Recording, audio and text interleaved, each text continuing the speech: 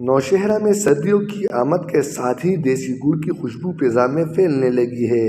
खेतों से गन्ने लाए गए ताज़ा गन्ने गुड़गानियों में पहुंचा दिए जाते हैं, जहां पहले इनसे रस निकाला जाता है। ये रस बड़ी कढ़ाइयों में तेज आग पर तकरीबन 4 घंटे तक पकाया जाता है, जिसके बाद खालिस गुड़ तैयार हो जाता है। ये बिल्कुल नौशहरा का इलाका है, जंडो बांडा। यहाँ पे मुख्तलिफ किस्म के गुड़ यहाँ पे बनते हैं। ये गुड़ इंतहाई पूरे पाकिस्तान में मशहूर है।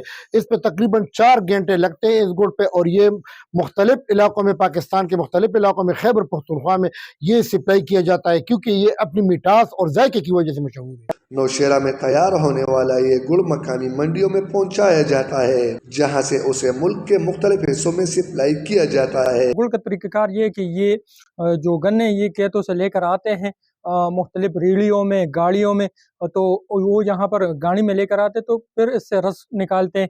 रस के बाद वो जो कढ़ाई है उसमें ये शिफ्ट करते हैं, तकरीबन 3-4 घंटे उसके पीछे आग लगा देते हैं।